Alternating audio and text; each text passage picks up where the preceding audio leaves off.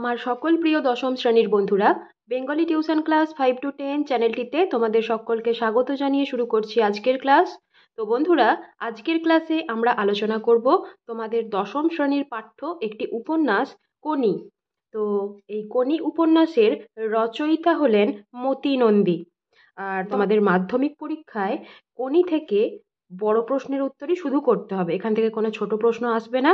তাই তোমরা বিষয়বস্তুটা যদি ভালোভাবে বুঝে নিতে পারো বা গোটা উপন্যাসটাই যদি তোমরা মন দিয়ে 2-4 বার পড়ে নিতে পারো বা যদি শুনেও নাও, তাহলেও কিন্তু তোমরা ভালোভাবে উত্তর লিখতে পারবে। আর অবশ্যই বারবার প্র্যাকটিস করতে হবে।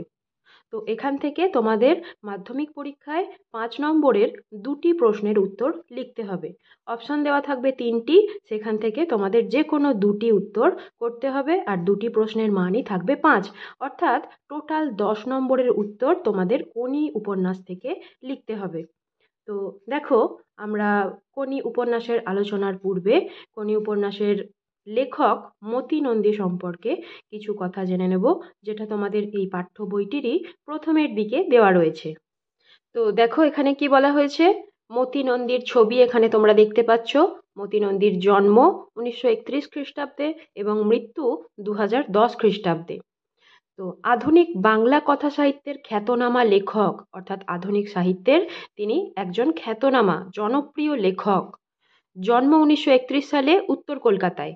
খেলাধুলার সঙ্গে আশৈশব ঘনিষ্ঠ সম্পর্ক ছিল। মনীন্দ্রচন্দ্র কলেজে বাংলা সাম্মানিকের ছাত্র ছিলেন, অর্থাৎ বাংলা বিষয়ে তিনি অনার্স করেছেন। কোথা থেকে? মনীন্দ্রচন্দ্র কলেজ থেকে। 1957 সালে দেশ পত্রিকায় প্রথম গল্প প্রকাশিত হয়। 1958 সালে শারদীয় পরিচয় পত্রিকায় প্রকাশিত তার গল্প বেহুলার ভেলা পাঠক মহলে সাড়া ফেলেছিল। তো তার লেখা প্রথম প্রকাশিত হয় 1957 সালে দেশ পত্রিকায়, সেই সময় দেশ পত্রিকা প্রকাশিত হতো। আর 1958 সালে শারদীয় পরিচয় বলে আরেকটি পত্রিকায় তার লেখা একটি গল্প বেহুলার ভেলা, সেটা পাঠক মহলে সাড়া ফেলে দিয়েছিল, অর্থাৎ প্রচণ্ড জনপ্রিয়তা অর্জন করেছিল বেহুলার ভেলা এই গল্পটি। পরবর্তীকালে বড়দের জন্য এবং শিশু কিশোরদের জন্য সমান দক্ষতায় গল্প উপন্যাস লিখেছেন। বাংলা ক্রীড়া সাহিত্য তাঁর হাতেই প্রাণ পেয়েছে। নিজস্ব ভাষাভঙ্গি, তীব্র বিদ্রূপ আর অবিস্মরণীয় শিল্পদৃষ্টি তার রচনার প্রধান বৈশিষ্ট্য। শিশু কিশোরদের জন্য বহু জনপ্রিয় গ্রন্থ রচনা করেছেন। তার মধ্যে striker, stopper, Koni, Nonida not out, অপরাজিত আনন্দ, কলাবতী, শিবা প্রভৃতি সাহিত্যে চিরস্থায়ী আসন লাভ করেছে। তো তিনি বড়দের জন্য যেমন সাহিত্য রচনা করেছেন, তেমনি শিশু কিশোরদের কথা মাথায় রেখে তাদের পছন্দসই বিষয় নিয়ে তিনি লিখে গেছেন। তো তার মধ্যে তার লেখা বিখ্যাত কয়েকটি রচনার নাম এখানে দেওয়া রয়েছে। 1974 সালের আনন্দ পুরস্কার, 1991 সালে সাদা খাম উপন্যাসের জন্য সাহিত্য একাডেমি পুরস্কার পেয়েছেন। তো সফলভাবে সাহিত্য রচনা করতে পেরে তিনি 1974 সালে আনন্দ পুরস্কার লাভ করেছিলেন এবং সাদা খাম নামক একটি উপন্যাস রচনা করে তিনি 1991 সালে সাহিত্য একাডেমি পুরস্কার লাভ করেছিলেন।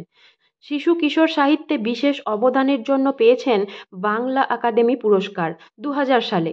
তো শিশু কিশোরদের জন্যও তিনি বিখ্যাত বিখ্যাত সাহিত্য রচনা করে গেছেন। তার মধ্যে কোনি একটা উল্লেখযোগ্য উপন্যাস, যেটা তোমাদের পাঠ্য। তো যেহেতু তিনি এই বিষয়ে অর্থাৎ শিশুদের জন্য অনেক উল্লেখযোগ্য সাহিত্য রচনা করেছেন, তো সেই কারণেই তাকে বাংলা একাডেমি পুরস্কারে ভূষিত করা হয়েছিল। কত সালে? না, 2000 সালে। তার মতো সব্যসাচী লেখকের জুড়ি বিশ্ব সাহিত্যে মেলা ভার। অর্থাৎ তিনি সাহিত্য রচনার দিক থেকে যে কৃতিত্ব অর্জন করতে পেরেছিলেন, তিনি যে বিখ্যাত হয়ে উঠেছিলেন তার লেখার গুণের জন্য, সেই রকম সাহিত্যিক কিন্তু সারা পৃথিবীতেও মেলা ভার সহজে খুঁজে পাওয়া যায় না। তো যেহেতু আমরা এই কোনি উপন্যাস সম্পর্কে আলোচনা করব, প্রত্যেকটা লাইন বাই লাইন আলোচনা করে এই উপন্যাসের বিষয়বস্তুটা আমরা ভালোভাবে জেনে নেব, তাই এই উপন্যাসের স্রষ্টা অর্থাৎ উপন্যাসের যিনি রচয়িতা মতি নন্দী, তার সম্পর্কেও কিছু কথা তোমাদের জেনে নেওয়া দরকার বলে আমি মনে করি। তাই মতি নন্দীর জীবনী সম্পর্কে সংক্ষেপে কিছু কথা তোমাদেরকে জানানো হলো। তো দেখো, এবার আমরা চলে যাব একদম উপন্যাসের প্রথম অংশে। আজ বারুনি, গঙ্গায় কাঁচা আমের ছড়াছড়ি, ঘাটে থই থই ভিড়, বয়স্কদের ভিড়টাই বেশি। সদ্য ওঠা কাঁচা আম মাথার ওপর ধরে ডুব দিয়ে উঠেই ফেলে দিচ্ছে, ভেসে যাচ্ছে আম, কেউ বা দূরে ছুঁড়ে ফেলছে। তো এখানে যে দিনের বর্ণনা দেওয়া হয়েছে সেই দিনটা একটা বিশেষ দিন। সেই দিন কি ছিল? না বারুণী। বারুণী হলো এক ধরনের ব্রত, যেই ব্রতে কাঁচা আম গঙ্গা দেবীর উদ্দেশ্যে উৎসর্গ করা হয়। তাই লোকজন কি করছিল? বারুণী ব্রত উপলক্ষে গঙ্গায় কাঁচা আম মাথায় ধরে জলে ডুব দিয়েই সেই আমটিকে ছুঁড়ে ফেলে দিচ্ছিল। আর যেহেতু আমগুলো ছুঁড়ে ফেলে দিচ্ছিল, তাই আমগুলো ভেসে ভেসে চলে যাচ্ছে, কেউ বা দূরে ছুঁড়ে ফেলে দিচ্ছিল। ছোট ছোট দলে ছেলেরা জলে অপেক্ষা করে আছে আম সংগ্রহের জন্য। কেউ গলা জলে দাঁড়িয়ে, কেউ বা দূরে ভেসে রয়েছে। আম দেখলেই হুড়োহুড়ি পড়ে যায়। একসঙ্গে দু তিনজন চিৎকার করতে করতে জল তোলপাড় করে এগিয়ে যায়। যে পায় প্যান্টের পকেটে রেখে দেয়। পকেটটা আমে ভরে গিয়ে ফুলে উঠলে জল থেকে উঠে ঘাটের কোথাও রেখে আসে। সেই আমে হাত দেওয়ার সাধ্য কারোর নেই। পরে আমগুলো ওরা বিক্রি করে পথের ধারে বসা বাজারে অনেক কম দামে। তো এখানে আরও একটা ঘটনার কথা বলা হচ্ছে কি, না জিন্নার্থীরা পুণ্য অর্জনের উদ্দেশ্যে এই বারুণী ব্রত উপলক্ষে গঙ্গায় সদ্য ওঠা কাঁচা আম ভাসিয়ে দিচ্ছিল। তো গঙ্গার ঘাটে অনেকগুলো ছোট ছোট ছেলেও উপস্থিত। তারা কিন্তু বারুণী উপলক্ষে আম জলে ভাসাতে আসেনি, তারা কি করতে এসেছে? না সেই যে লোকজনেরা যারা জলে আমগুলো ভাসিয়ে দিচ্ছে সেই আমগুলোকে কুড়িয়ে নিয়ে তারা পথে বসা বাজারে আবার বিক্রি করবে। অনেক কম দামেই সেখানে তারা বিক্রি করে দেবে, আর সেখান থেকে তারা কিছু পয়সা উপার্জন করতে পারবে। তো তারা কিভাবে আমগুলোকে সংগ্রহ করছে? না জলে নেমে সাঁতার কেটে তোলপাড় করতে করতে এগিয়ে যাচ্ছে। আর যে আমটাকে কুড়িয়ে পাচ্ছে সে নিজের প্যান্টের পকেটের মধ্যে ভরে রেখে দেয়। তো আম যখন অনেকগুলো প্যান্টের পকেটে জমে যায় তখন কি করছে? জল থেকে উঠে গিয়ে ঘাটের কোথাও না কোথাও তারা রেখে আসে। আর পরে সেই আমগুলো নিয়ে তারা বাজারে অনেক কম দামে বিক্রি করে দেয়। আজ গঙ্গায় ভাটা, জল অনেকটা সরে গেছে ঘাট থেকে। সিঁড়ি এবং তার দুধারে ইট বাঁধানো ঢালু পাড় শেষ হয়ে কিছুটা পলি মাটি, তারপর জল। স্নান করে কাদা মাড়িয়ে বিরক্ত মুখে উঠে আসতে হচ্ছে। তারপর অনেকে যায় ঘাটের মাথায়, ট্রেন লাইনের দিকে মুখ করে বসা বামুনদের কাছে, যারা পয়সা নিয়ে জামা কাপড় জমা রাখে, গায়ে মাখার সর্ষে বা নারকোল তেল দেয় এবং কপালে চন্দনের ছাপ আঁকে। রাস্তার একধারে বসা ভিখারিদের অনেকে উপেক্ষা করে, কেউ কেউ করে না। দুধারের ছোট ছোট নানান দেবদেবীর দুয়ারে এবং শিবলিঙ্গের মাথায় ঘটি থেকে গঙ্গা জল দিতে দিতে কাঠের, প্লাস্টিকের, লোহার, খেলনার এবং সাংসারিক সামগ্রীর দোকানগুলির দিকে কৌতূহলী চোখ রেখে অধিকাংশই বাড়ির দিকে এগোবে। পথের বাজার থেকে ওল বা থোড় বা কলম বা লেবু ধরনের কিছু হয়তো কিনলেও কিনতে পারে। তারপর রোদে তেতে ওঠা রাস্তায় খালি পা দ্রুত ফেলে বাড়ি পৌঁছবে বিরক্ত মেজাজে। তো এখানে আরও একটা দৃশ্যের বর্ণনা দেওয়া হচ্ছে। কোন দৃশ্য? না পুণ্যার্থীরা যারা গঙ্গায় এই আমবারণী উপলক্ষে স্নান করতে এসেছিলেন তারা কাদা মারিয়ে বিরক্ত মুখে উঠে আসছে। কেন? না যেহেতু সেই সময় গঙ্গায় ভাটা চলছে তাই জলটা অনেকটা নিচের দিকে নেমে গেছে। আর জলটা নিচের দিকে নেমে যাওয়ার কারণে তাদেরকে গঙ্গার জলে স্নান সেরে বেশ কিছুটা কাদা মারিয়ে উঠে আসতে হচ্ছে। তো সেই কারণেই তারা বিরক্ত হয়ে যাচ্ছে। তো তারপর তারা উঠে এসে কি করছে? না অনেকজনই ঘাটের মাথায় যে ট্রেন লাইনের দিকে মুখ করে বামুনরা বসে আছে সেই বামুনদের কাছে যাচ্ছে। কেন? না সেই বামুনরা টাকা পয়সার বিনিময়ে জামা কাপড় জমা রাখে আর গায়ে মাখার সর্ষের তেল বা নারকোল তেল দেয় এবং কপালে চন্দনের ছাপও এঁকে দেয়। দেখবে গঙ্গা স্নানে গেলে গঙ্গার ঘাটেতেই কিন্তু এরকম ব্যবস্থা করা থাকে। এখন সরকারি তরফ থেকেও অনেক রকম ব্যবস্থা নেওয়া হয়েছে, সেখানে পোশাক পরিবর্তনের জন্য ঘর করে দেওয়া হয়েছে। কিন্তু আমাদের ঔপন্যাসিক যখন উপন্যাসটি রচনা করেছেন তখন বামুনরা সেই ঘাটে জামাকাপড়গুলি জমা রাখতেন এবং পয়সার বিনিময়ে তাদেরকে সর্ষের তেল, নারকেল তেল এসব দিতেন। আর গঙ্গা স্নান ছাড়া হয়ে গেলে সেই সমস্ত মানুষদের কপালে চন্দনের ছাপ এঁকে দিতেন। এরপর রাস্তার ধারে বসা যে ভিখারিরা ছিল তাদেরকে অনেকজন উপেক্ষা করে এগিয়ে যায়, আবার কেউ কেউ উপেক্ষা করে না, অর্থাৎ সেই ভিখারিদেরকে কিছু পয়সা দেয়। আর এই রাস্তাটার দুধারে দেবদেবীর দুয়ার রয়েছে এবং শিবলিঙ্গ রয়েছে অনেকগুলি। আর পুণ্যার্থীরা যারা সদ্য গঙ্গা স্নান সেরে বাড়ির পথে রওনা দিচ্ছেন, তারা কি করে সেই দেবদেবীর দুয়ারে আর শিবলিঙ্গের মাথায় ঘটি থেকে গঙ্গা জল দিতে দিতে চলে যান। আর এই রাস্তার দুপাশে কেবল মন্দিরই নেই, কি রয়েছে না কাঠের, প্লাস্টিকের, লোহার, খেলনার ও সাংসারিক যে নিত্য প্রয়োজনীয় ব্যবহার্য সামগ্রী, জিনিসপত্র, তার দোকানও রয়েছে। তো সেইগুলোর দিকে অধিকাংশ লোকই চোখ রেখে বাড়ির পথে এগোয়, অর্থাৎ কোনটা নেবে আর কোনটা নেবে না সেই সমস্ত তারা মনে মনে ভাবতে থাকে। পথের বাজার থেকে কেউ কেউ আবার ওল, থোড়, কলম বা লেবু এই ধরনের কিছু কিনে নিয়ে যান। তারপর রোদে তেতে ওঠা রাস্তায় তারা খালি পা, অর্থাৎ সেই সময়ে চটি পড়বার রীতি বিশেষ ছিল না। আর গঙ্গা স্নান যেহেতু একটা পুণ্য কাজ, তো সেই পুণ্য কাজ করতে যাওয়ার কারণে অনেকেই চটি না পড়ে যেতেন। তো ফেরবার সময় যেহেতু রাস্তাটা তেতে উঠেছে অনেকক্ষণ রোদ পেয়ে, তো সেই গরম রাস্তায় খালি পা ফেলে যেতে তাদের কষ্ট হতো। তবুও তারা রোদে তেতে ওঠা যে গরম রাস্তা, সেখানে তাদের খালি পা ফেলে দ্রুত তারা বিরক্ত মেজাজে বাড়ি পৌঁছতে চেষ্টা করবে। তেল চিটচিটে একটা ছেঁড়া মাদুরে উপুর হয়ে বিষ্ণুচরণ ধরও দলাই মলাই করাতে করাতে বিরক্ত মুখে গঙ্গার দিকে তাকিয়ে। তো এর পরবর্তী অপর আরেকটা দৃশ্যের বর্ণনা এখানে দেওয়া হচ্ছে। এখানে একজন ব্যক্তির নাম আমরা পেয়েছি, কার নাম না বিষ্ণুচরণ ধর।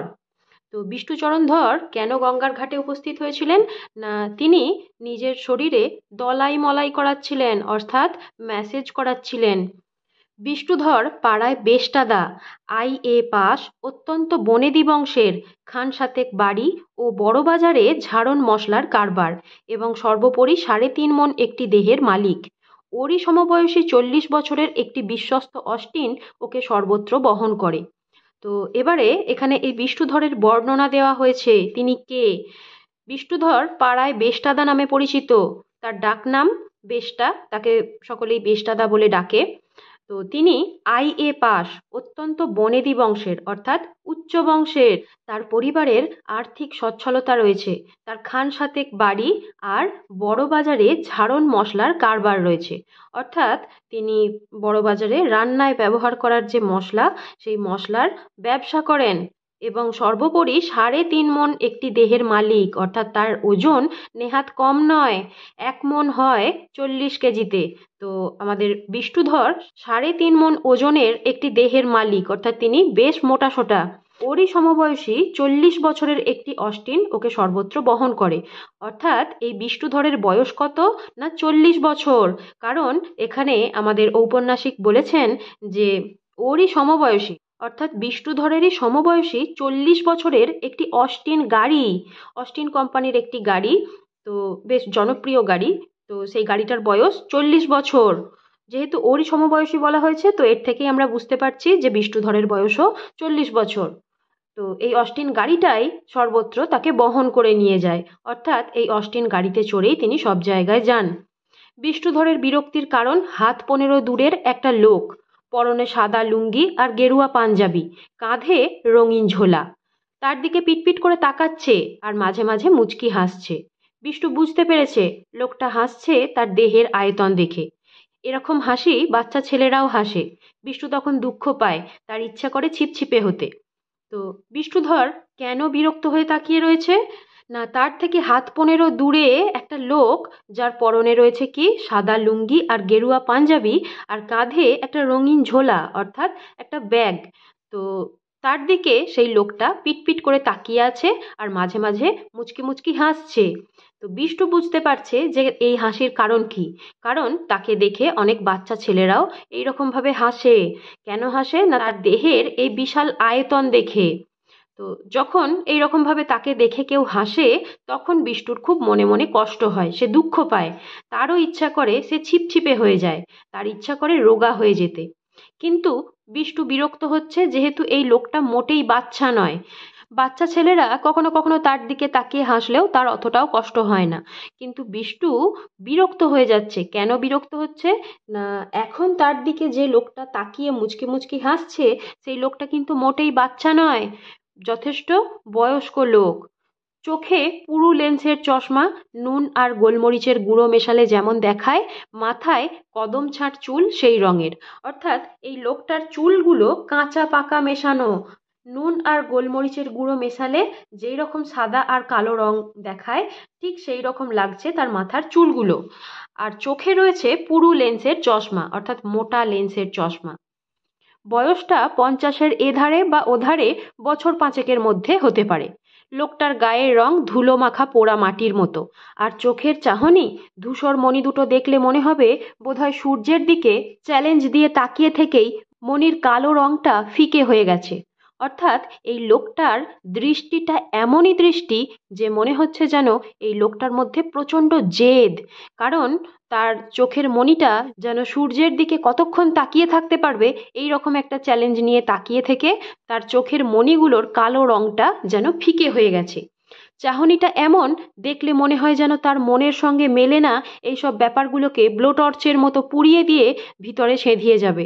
অর্থাৎ তার দৃষ্টিটা দেখলে কি মনে হয় যে তার মনের সঙ্গে, অর্থাৎ তার চিন্তা ভাবনার সঙ্গে মিলছে না এমন বিষয়গুলোকে দেখলে তার দৃষ্টির দ্বারা সেই সমস্ত বিষয়গুলোকে ব্লো টর্চের মতন পুড়িয়ে দিয়ে তার ভিতরে সেঁধিয়ে যাবে, অর্থাৎ তার ভিতরে ঢুকে যাবে। চোয়াল দুটোকে শক্ত করে ধরে আছে জেদ, অর্থাৎ এই লোকটার দৃষ্টি এবং মুখের ভাবভঙ্গির মধ্যে প্রকাশিত হচ্ছে তার তীব্র জেদ। তো তার চোয়াল দুটো যেন তার তীব্র জেদকে শক্ত করে ধরে আছে। মালিশওয়ালা ডান হাঁটুটা বিষ্টুর কোমরে চেপে ধরে মেরুদণ্ড বরাবর ঘাড় পর্যন্ত দ্রুত ওঠানামা করাতে লাগলো, পিস্টনের মতো। 10 এইভাবে হাঁটু ব্যবহারের পর মালিশওয়ালা নমস্কারের ভঙ্গিতে হাতের তালু জোড়া করে বিষ্টুর পিঠে জোড়া তালুর কোদাল চালালো। তো যেহেতু বিষ্টুধর গঙ্গার ঘাটে এসেছিল মালিশ করাতে, তো একজন মালিশওয়ালা বিষ্টুকে মালিশ করে দিচ্ছিল। বিষ্টু তো একটা ছেঁড়া তেল চিটচিটে মাদুরের উপর হয়ে শুয়েছিল। আর মালিশওয়ালা কিভাবে মালিশ করছিল না, ডান হাঁটুটা বিষ্টুর কোমরে চেপে ধরে মেরুদণ্ড বরাবর ঘাড় পর্যন্ত দ্রুত কয়েকবার ওঠানামা করাতে লাগলো, পিস্টনের মতন, অর্থাৎ ভারী একটা বস্তুর মতো। তো প্রায় 10 বার মতো এইভাবে হাঁটু দিয়ে মালিশ করে দেওয়ার পর মালিশওয়ালা কিভাবে মালিশ করছিল না, দুটো হাতের তালুকে জোড়া লাগিয়ে জোড়া তালুর কোদাল চালালে যেরকম লাগে ঠিক সেই রকমভাবে বিষ্টুধরের পিঠের উপরে মালিশ করে দিচ্ছিল।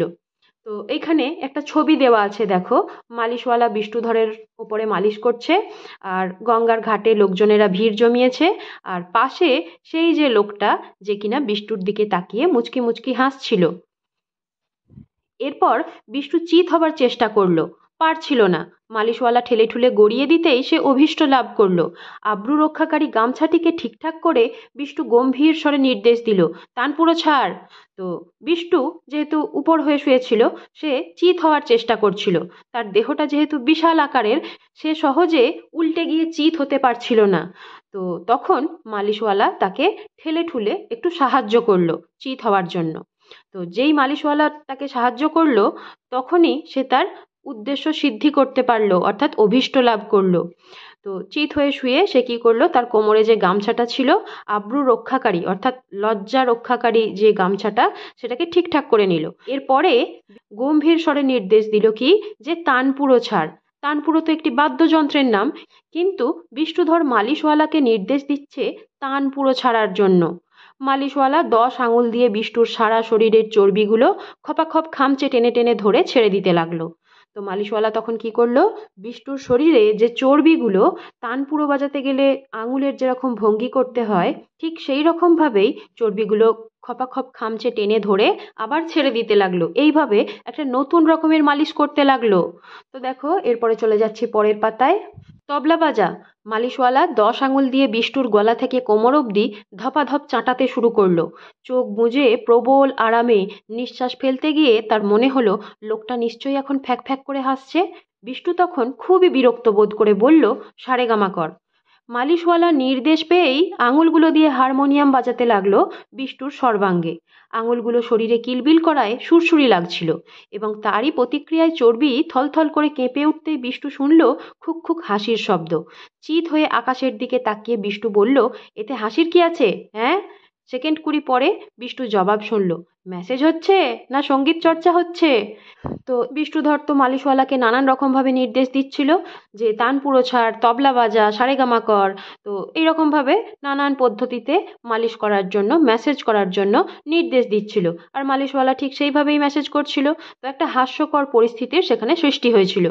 তো এইরকমভাবে মালিশ করার সময় বিষ্টু হঠাৎ দেখলো যে লোকটা তার দিকে তাকিয়ে হাসছে। তখন বিষ্টু সরাসরি সেই লোকটার দিকে না তাকিয়ে আকাশের দিকে তাকিয়ে কি বলল, যে এতে হাসির কি আছে হ্যাঁ? অর্থাৎ বিষ্ণুধর প্রচণ্ড রেগে যাচ্ছে।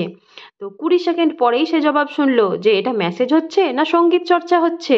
তো লোকটা কেন হাসছে, না মেসেজগুলোর এইরকম নাম দেখে, কারণ মেসেজগুলো এক একটা বাদ্যযন্ত্রের নামে, এবং বাদ্যযন্ত্রগুলো ঠিক যেইভাবে বাজাতে হয় সেইভাবে বিষ্ণুধরের উপর মালিশ করা হচ্ছে। তো এই কারণেই লোকটা হাসছিল, এবং সে বলছে যে এটা মেসেজ হচ্ছে না সঙ্গীত চর্চা হচ্ছে। তো বিষ্ণুধর এই কথার উত্তরে প্রচণ্ড রেগে গিয়েছিল এবং রেগে গিয়ে বলল যে যাই হোক না, তাতে আপনার কি? তো লোকটা কি বলছে, যে ব্লাড প্রেশারটা মেপেছেন? তো বিষ্ণুধর রেগে গিয়ে বলছে কেন, আপনার দরকার? আর লোকটা এর উত্তরে কোনো কথা না বলে অন্যরকমভাবে কি বলছে, যে ব্লাড সুগার পরীক্ষা করিয়েছেন, কোলেস্টেরল লেভেলটা পরীক্ষা করিয়েছেন? তো বিষ্ণুধর বলছে কে মশাই আপনি, চান করতে এসেছেন চান করে চলে যান, গায়ে পড়ে এত কথা কেন জিজ্ঞাসা করছেন? বিষ্ণুধরের এই কথাগুলো মোটেই ভালো লাগছিল না, তাই সে এইরকম করে বলছিল। তো দেখো এরপরে কি বলা হয়েছে, তা যাচ্ছি, তবে আপনার হাড়টা বোধহয় আর বেশি দিন এই গন্ধমাদন টানতে পারবে না। কি বললেন? তো বিষ্ণুধরের সামনে দাঁড়িয়ে থাকা সেই লোকটা বিষ্ণুধরকে কি বলছে, না আপনার হাড়টা অর্থাৎ হৃৎপিণ্ডটার অবস্থা খুবই খারাপ। বিষ্ণুধরের সারা শরীরে তো অনেক চর্বি জমে আছে, আর চর্বি জমা আমাদের স্বাস্থ্যের পক্ষে ক্ষতিকর। সেই কারণেই লোকটা বিষ্ণুধরকে সচেতন করে কি বলছে, যে আপনার হাড়টা আর বেশি দিন এই গন্ধমাদন টানতে পারবে না। অর্থাৎ এই গন্ধমাদন পর্বতের ন্যায় বিশাল আকারের যে দেহটা, এই দেহটাকে আর বয়ে নিয়ে যেতে পারবে না। লোকটাও বেশ রসিকতা করেই বিষ্ণুধরের সঙ্গে কথা বলছে। তো বিষ্ণুধর এবার উত্তেজিত হয়ে গেছে, সে রেগে গিয়ে বলছে কি বললেন? বিষ্ণুধর উঠে বসার জন্য প্রথমে কাত হয়ে কনুয়ে ভর দিয়ে মাথাটি তুলল, তারপর দু হাতে মেঝে চাপ দিয়ে উঠে বসলো। লোকটি কাচুমাচু হয়ে বলল, অবশ্যই হাতি কিংবা হিপোর কখনো করোনারি অ্যাটাক হয়েছে বলে শুনিনি, সুতরাং আমি হয়তো ভুলও হতে পারি। তো লোকটা ব্যঙ্গ করছে, বিষ্ণুধরের এই বিশাল শরীরকে নিয়ে মজা করছে। তো বিষ্ণুধর রেগে গিয়ে যখন উঠে বসার চেষ্টা করছিল, কনুয়ে ভর দিয়ে সে মাথাটা তুললো, তারপরে দু হাতে চাপ দিয়ে কোনো রকমভাবে সে উঠে বসলো। তো বিষ্ণুধর ধরফর করে উঠে বসায় লোকটা একটু ভয় পেয়ে যাওয়ার ভান করলো। সে মুখটা কাচুমাচু করে কি বলল, যে হাতি কিংবা হিপোর কখনো করোনারি অ্যাটাক হয়েছে বলে শুনিনি, সুতরাং আমি হয়তো ভুলও হতে পারি। অর্থাৎ হাতি কিংবা হিপো, হিপো কথাটির অর্থ হলো জলহস্তী, ইংরাজিতে জলহস্তীকে বলা হয় হিপোপটেমাস। তো হাতি আর হিপো দুজনেরই বিশাল দেহ, আর এখানে এই হাতি আর হিপোর দেহের সঙ্গে তুলনা করা হয়েছে কাকে, না বিষ্ণুধরকে। বিষ্ণুধরেরও যেহেতু বিশাল দেহ, তাই এই লোকটা কি বলছে, যে অবশ্য হাতি কিংবা হিপোর কখনো করোনারি অ্যাটাক হয়েছে বলে শুনিনি, অর্থাৎ হার্ট অ্যাটাক হয়েছে বলে নাকি শোনা যায়নি। তো সুতরাং সেই কারণে এই লোকটার বলা কথাগুলো ভুলও হতে পারে। বিষ্ণুধর রাগে কথা বলতে পারছে না, শুধু চোখ দিয়ে কামান দাগতে লাগলো। লোকটি পাঞ্জাবি খুলল, লুঙ্গি খুলল, ভিতরে হাফ প্যান্ট। বিষ্ণুধর কোনো ক্রমে বলল, আপনাকে যে কি বলবো ভেবে পাচ্ছি না। আর সেই লোকটা বিষ্ণুধরের এই কথার উত্তরে কি বলল, আমার বউ ঠিক এই কথাই বলে, আপনি একটা নুইসেন্স। বিষ্ণুধর প্রচণ্ড রেগে গিয়ে সেই লোকটাকে বলল, যে আপনি একটা নুইসেন্স অর্থাৎ বোকা। আমার ক্লাবের অনেকেই তাই বলে। বিষ্ণুধরের এই কথার উত্তরে সেই লোকটা উত্তর দিল কি, না তার ক্লাবের অনেকেই নাকি তাকে নুইসেন্স বলে। আপনার মতো লোককে চাবকে লাল করা উচিত। বিষ্ণুধর তো এবার প্রচণ্ড রেগে গেছে লোকটার উপর, যেহেতু বিষ্ণুধরের শরীরকে নিয়ে এই লোকটা ব্যঙ্গ করে কথা বলছে, তাই বিষ্ণুধর বলছে আপনার মতো লোককে চাবকে লাল করে দেওয়া উচিত। লোকটি আবার ছেলে মানুষের মতো পিটপিট করে তাকালো। তো লোকটা বিষ্ণুধরের সঙ্গে মজা করছে, তামাশা করছে, তাই বিষ্ণুধরের এই কথাগুলো শুনেও সেই লোকটা শান্তভাবে মজার মজার উত্তর দিয়ে যাচ্ছিল।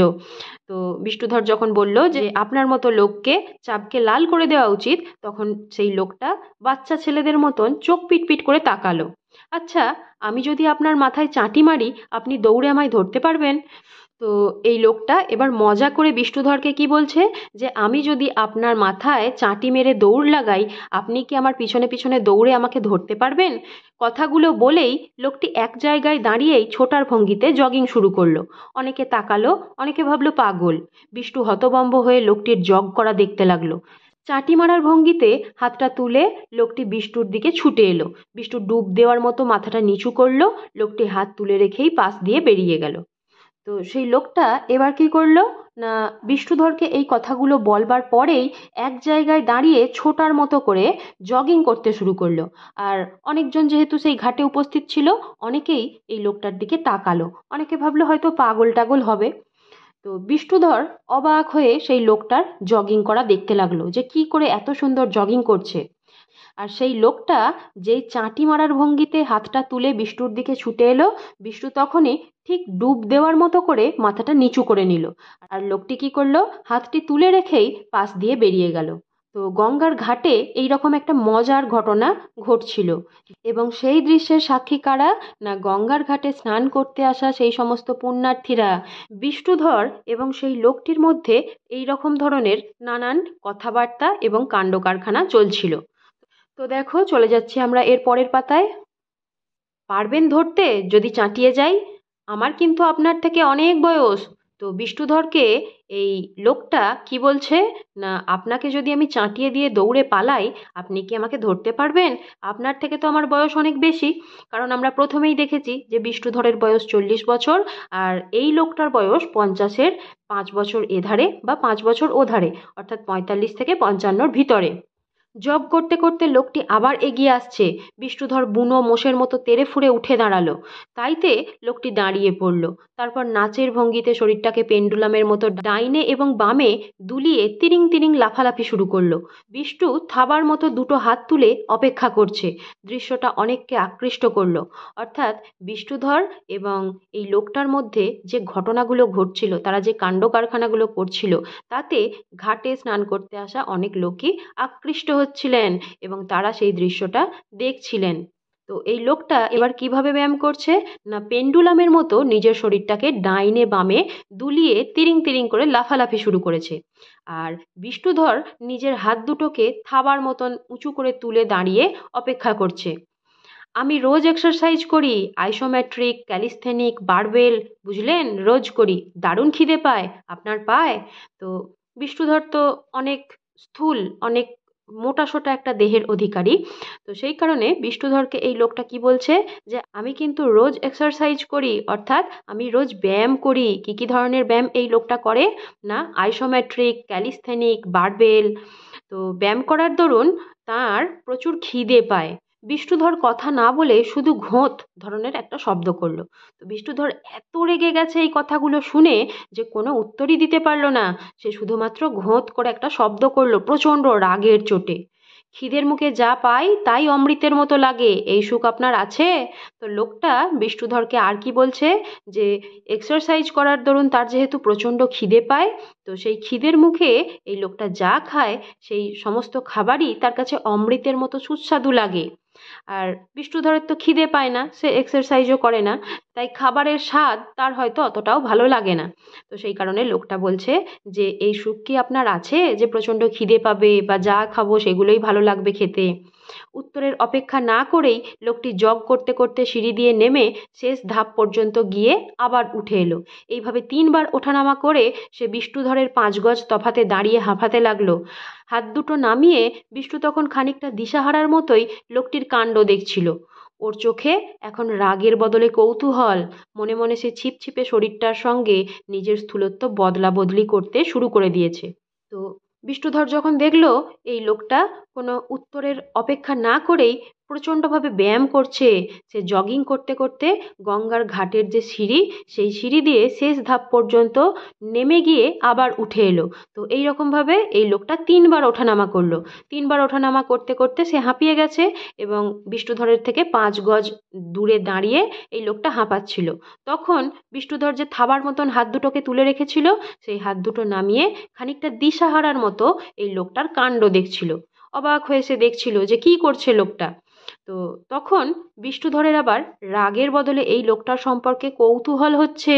সে মনে মনে এই লোকটার যে ছিপছিপে শরীরটা, সেই লোকটার ছিপছিপে শরীরটার সঙ্গে নিজের স্থূল শরীরটার স্থূলত্ব, অর্থাৎ তার যে চর্বিবহুল মোটা শারীরিক গড়ন, সেই মোটা দেহটার বদলা বদলি করতে শুরু করে দিয়েছে।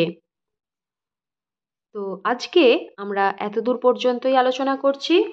উপন্যাসটা অনেকটাই বড়, আমরা বেশ কয়েকটি পার্টে উপন্যাসটির আলোচনা শেষ করে দেওয়ার চেষ্টা করব। তো আশা করছি তোমরা বুঝতে পারছো, এবং তোমাদের যদি এই রকম আলোচনা ভালো লেগে থাকে তোমরা অবশ্যই চ্যানেলটিকে সাবস্ক্রাইব করে ভিডিওটিতে একটি লাইক করে দেবে এবং কমেন্ট করে জানাবে তোমরা কে কোথা থেকে এই চ্যানেলের ভিডিওগুলি দেখছো। তো পরবর্তী ভিডিওগুলো পাওয়ার জন্য তোমরা চ্যানেলটির সঙ্গে থেকো। তো আজকের আলোচনা এই পর্যন্তই। তোমরা সকলে ভালো থেকো, সুস্থ থেকো।